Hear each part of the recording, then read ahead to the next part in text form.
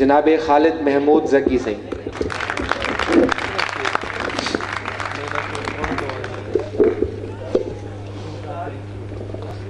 بہت شکریہ الطاف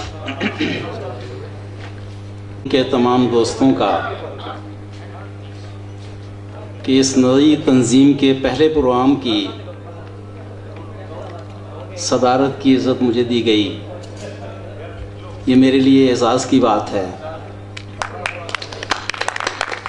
اور میں دعا گو ہوں اس تنظیم کے لیے کہ یہ روز افزوں ترقی کرے۔ بہت اچھے لکھنے والے اس میں موجود ہیں، اور خاص طور پہ نوجوان جیسا لکھ رہے ہیں، ان کی اس کاوش کو سلوٹ، اور اللہ انہیں سلامت رکھے، ان کے ذوق و شوق میں انہیں انتہا دے، میری دعا ہے۔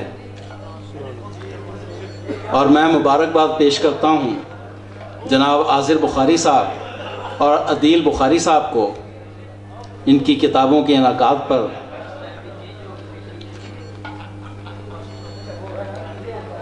غزل کے چند شعر۔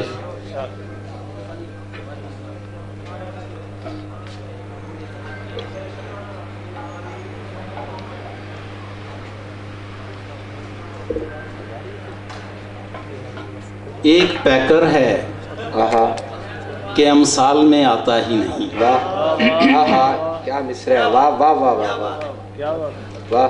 ایک پیکر ہے کہ امثال میں آتا ہی نہیں، جیسے دنیائے خد و خال میں آتا ہی نہیں۔ واہ کیا کہنے، واہ واہ واہ واہ۔ جیسے دنیائے خد و خال میں آتا ہی نہیں، آسماں کا یہ قفس قید کرے بھی کیسے۔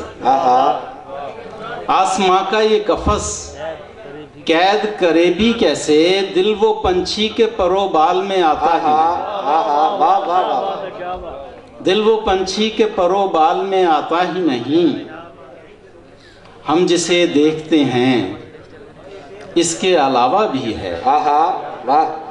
ہم جسے دیکھتے ہیں اس کے علاوہ بھی ہے، اس کے علاوہ بھی ہے، ایک زمانہ جو مہو سال میں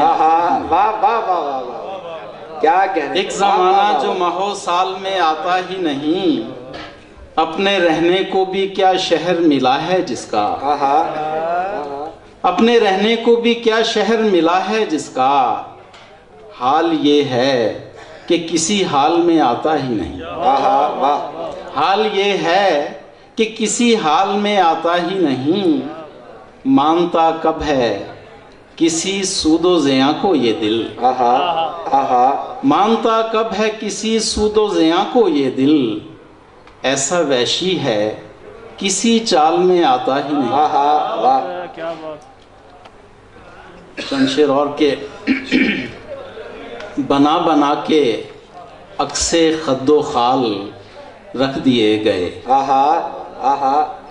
بنا بنا کے عکسِ خد و خال رکھ دیے گئے، کہ آئینے ہٹا دیے خیال رکھ دیے گئے۔ واہ کیا بات ہے، واہ واہ واہ واہ۔ جو بات قتل کی گئی وہی تو ایک بات تھی۔ جو بات قتل کی گئی وہی تو ایک بات تھی، وہی تو ایک بات تھی، سخن سرائے وقت میں ملال رکھ دیے۔ سخن سرائے وقت میں ملال رکھ دیے گئے، کبھی جو ایک شہر